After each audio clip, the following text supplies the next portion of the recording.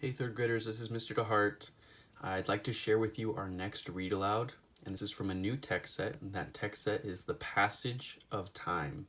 So all the stories that we're going to focus on in this text set are going to be taking place over a couple generations or throughout time, so I really want you to focus on how the author gives us hints about how time is passing, or how the illustrations show how time is passing. So the first one that we're going to take a look at is The Quilt Story, and this is written by Tony Johnston and Tomi DePaula. The Quilt Story.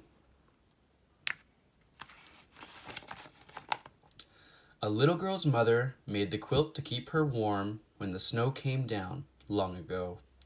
She stitched the quilt by a yellow flame, humming all the time. She stitched the tails of falling stars, and she stitched the name Abigail.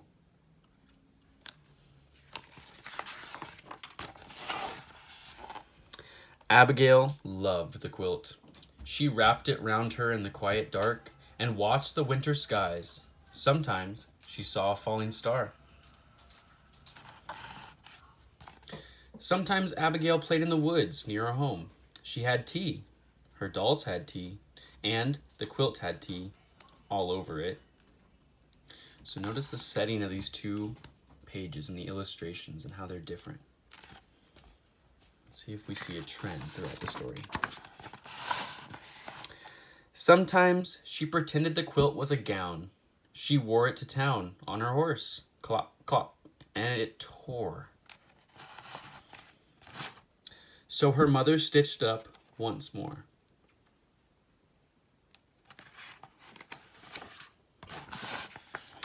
Sometimes she played hide and seek with her sisters. She laughed and cried, "Don't peek!"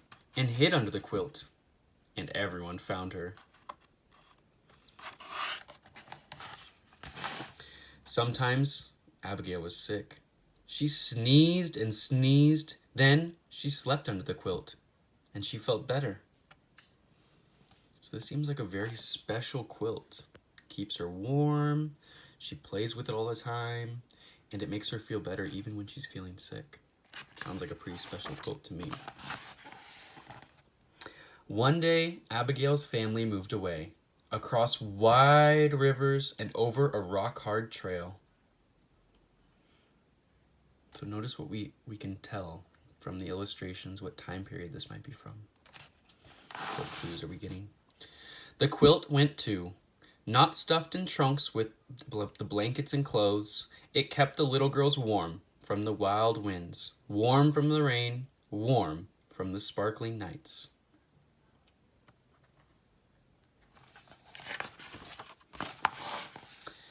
They built a new house in the woods. Abigail's father built it with his hatchet. Chop, chop, chop. He built her a new bed. Chip, chip, chip. He made her a new horse, too. He worked until curly shavings covered the floor, and everyone sneezed and said, "Welcome home," and was glad. And Abigail felt sad. No wonder why she's feeling sad. New house, new horse, new bed. Everything smelled of fresh chops and chips. Everything but the quilt. So her mother rocked her, as mothers do, then tucked her in, and Abigail felt at home again under the quilt.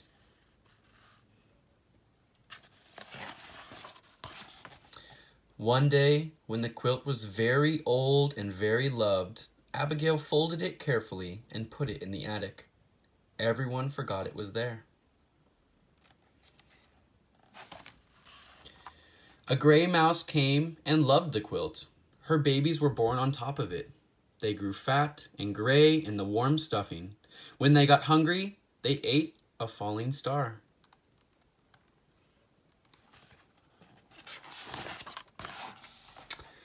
A raccoon came and loved the quilt. She dug a hole in the corner with her black paws and hid an apple there. A cat came and loved the quilt, a patchwork cat. It rolled on the stars and stuffing spilled out like snow. Then the cat curled up in the snow and purred. This quilt must be pretty dirty. Let's see. Kitty, kitty, called a little girl. She found her cat, and she found the quilt, splashed with patterns of sun. The little girl wrapped the quilt round her, and she loved it too.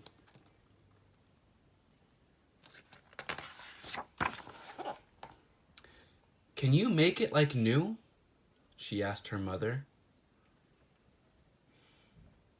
Okay, take a second right now and make a prediction about what you think might happen next in the story. Who might this girl be, and who might her mother be?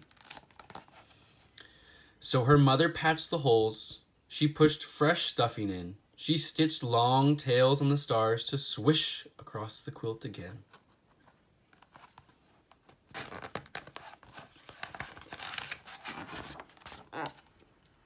One day, the little girl's family moved away, across miles and miles of pavement and snaking green highways. Snaking gray highways. So think about how the illustration here looks different from the one that we saw earlier. How might that tell us the time period that we're in now? They found a new house, freshly cleaned, freshly waxed, freshly painted, white.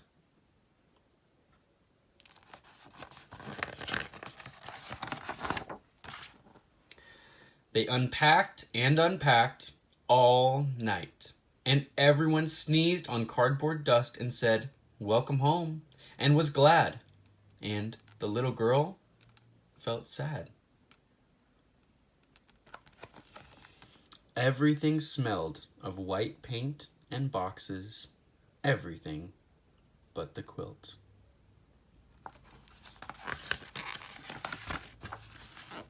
So her mother rocked her as mothers do, then tucked her in, and she felt at home again under the quilt.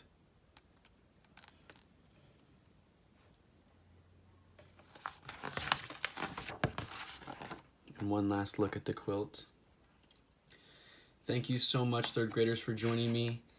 If you wouldn't mind, please, after you've watched this video, go ahead and answer the questions that are accompanying them. So there's some questions about the story that we'd like you to answer. And so you'll find that probably right above where this video is. Thank you so much. Bye.